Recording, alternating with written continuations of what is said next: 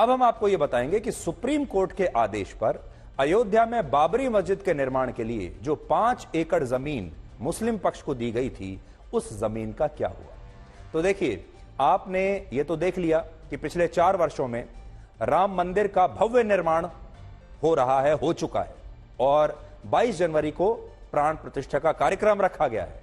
आज राम मंदिर एक सच्चाई है, एक हकीकत है, और भव्य राम मंदिर देश के करोड़ों भक्तों के सामने है।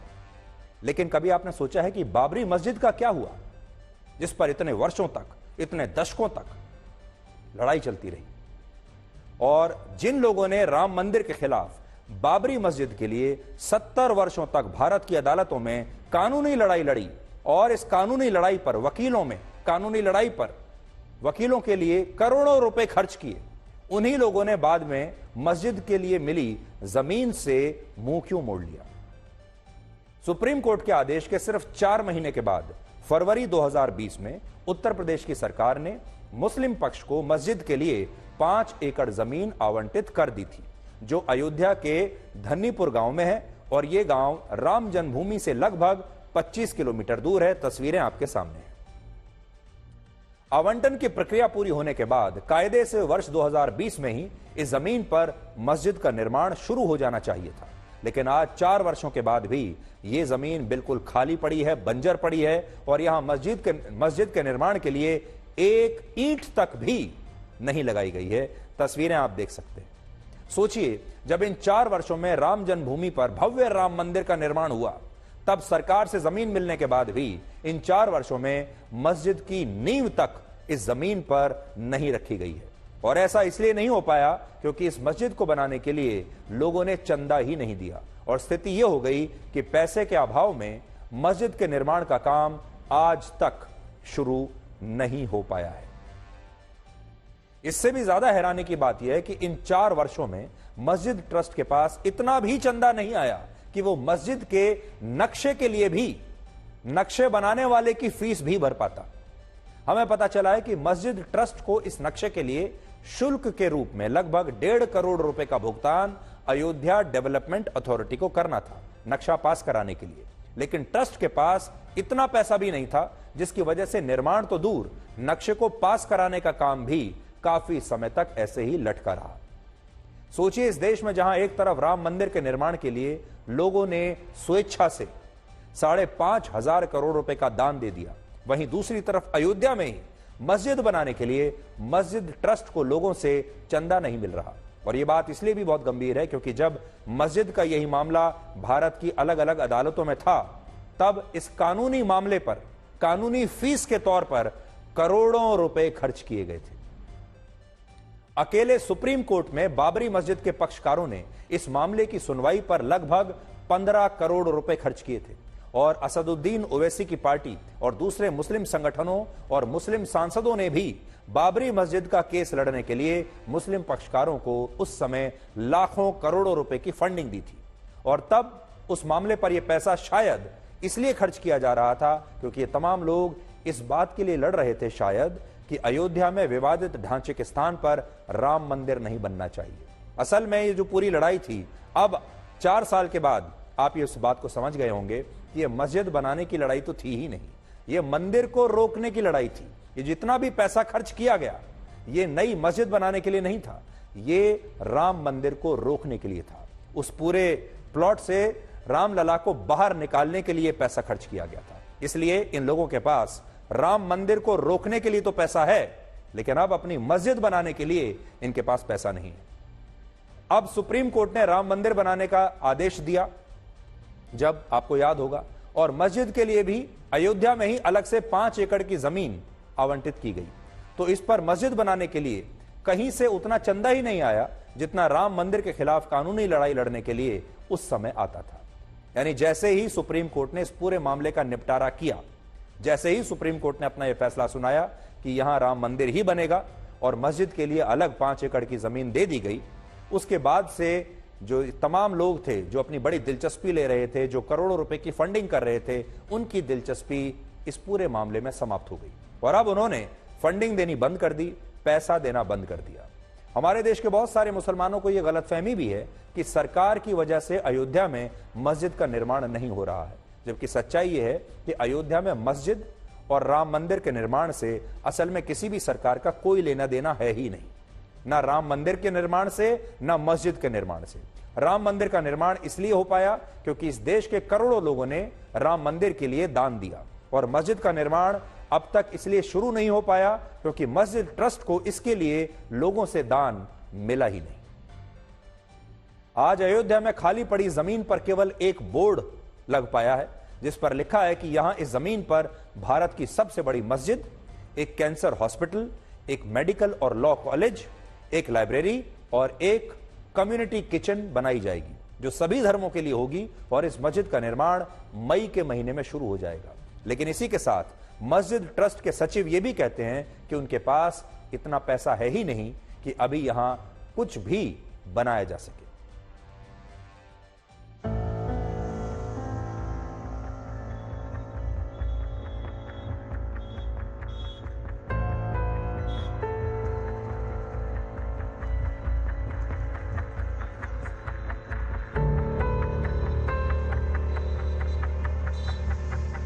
सबसे पहले हम आपको वो जगह दिखाते हैं जहां पर ये मस्जिद प्रस्तावित है। ये जगह जो आप पीछे देख रहे होंगे, यहां से लेकर के मेरे दाहिने ओर तक ये पूरी जो जगह है ये इंडो इस्लामिक कल्चर फाउंडेशन को दी गई है, जो कि इस मस्जिद को बनाएगा।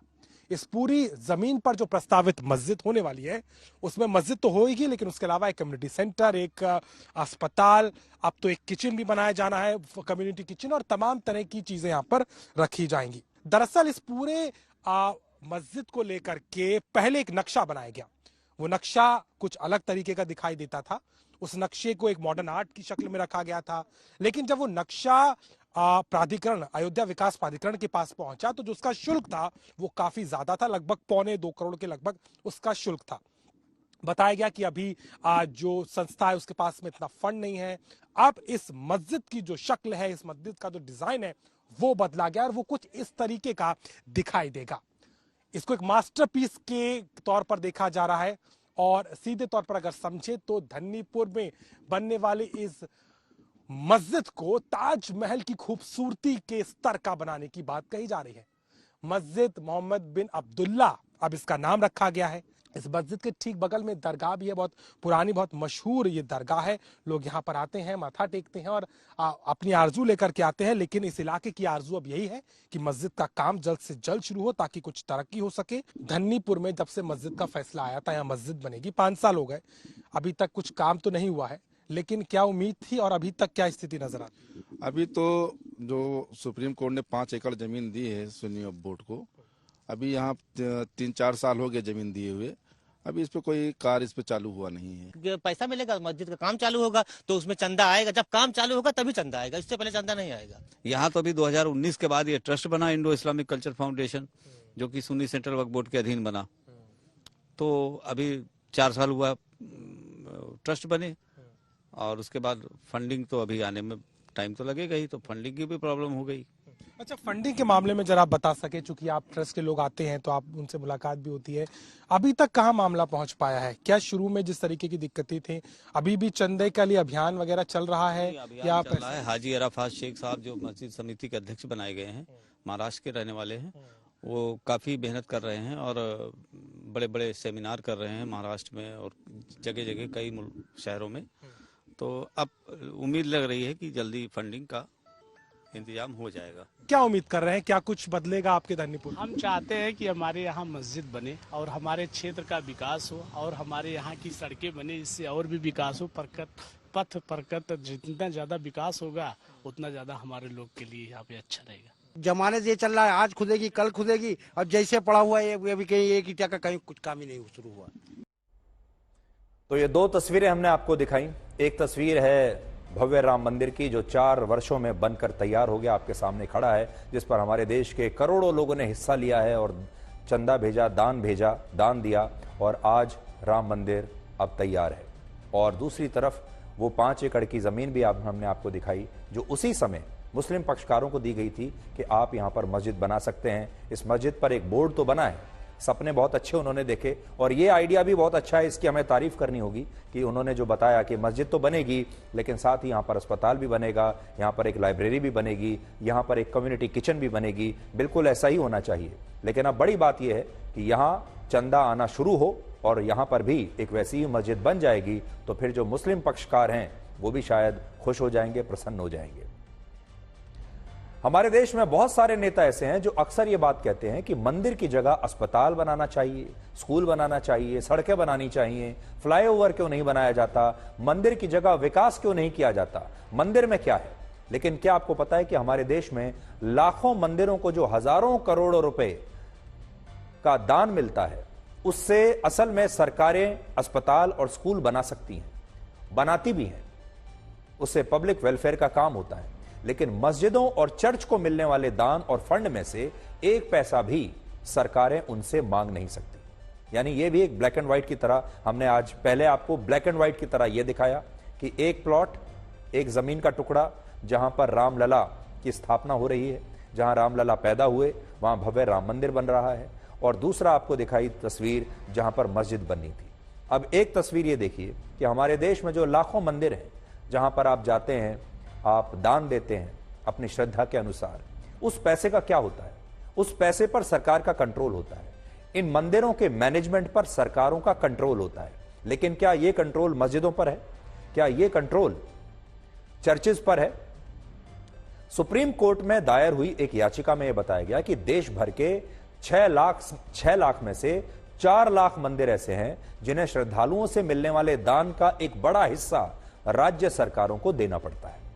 उदाहरण के लिए तमिलनाडु में मंदिरों को जो दान मिलता है श्रद्धालुओं से, उसमें से 14% पैसा सरकार एडमिनिस्ट्रेशन फीस के नाम पर ले लेती है, 4% पैसा ऑडिट फीस के लिए ले लेती है और दान का 4 से 10% पैसा कमिश्नर कॉमन गुड्स फंड में ट्रांसफर कर दिया जाता है। और यह लगभग सभी राज्यों में ऐसा ही होता है।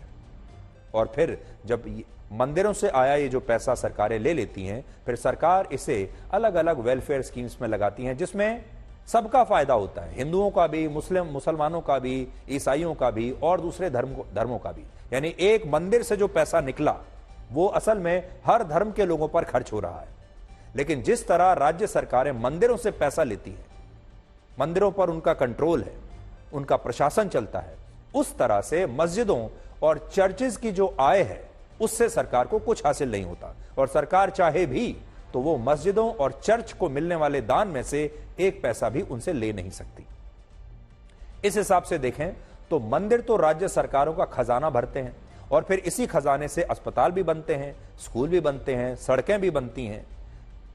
लेकिन मस्जिदों और चर्च से सरकारों को एक पैसा भी नहीं मिलता। लेकिन इसके बावजूद इस देश के नेता अक्सर आपसे यही कहते हैं कि मंदिर की जगह तो स्कूल और अस्पताल बनाया जाना चाहिए। मंदिर में क्यों समय बर्बाद कर रहे हैं, पैसा बर्बाद कर रहे हैं? आज लोगों को मंदिर की जरूरत नहीं है, आज लोगों को स्कूल, अस्पतालों की जरूरत है, सड़कों की जरूरत है, विकास की जरूरत है। लेकिन यही बात कभी मस्जिदों के लिए नहीं कही जाती कि आज मस्जिद की क्या जरूरत है, इसकी जगह स्कूल बना दीजिए, अस्पताल बना दीजिए। यहां बड़ी बात यह भी है कि मंदिरों के दान में से एक हिस्सा सरकारों को मिलता है। लेकिन इसके बावजूद आज राम मंदिर सरकार के पैसे से नहीं बल्कि इस देश के करोड़ों लोगों के दान के पैसे से बन रहा है, जो उन्होंने अपनी स्वेच्छा से राम मंदिर के ट्रस्ट को दिए हैं। और हमारी अगली खबर इन्हीं करोड़ों राम भक्तों के लिए है।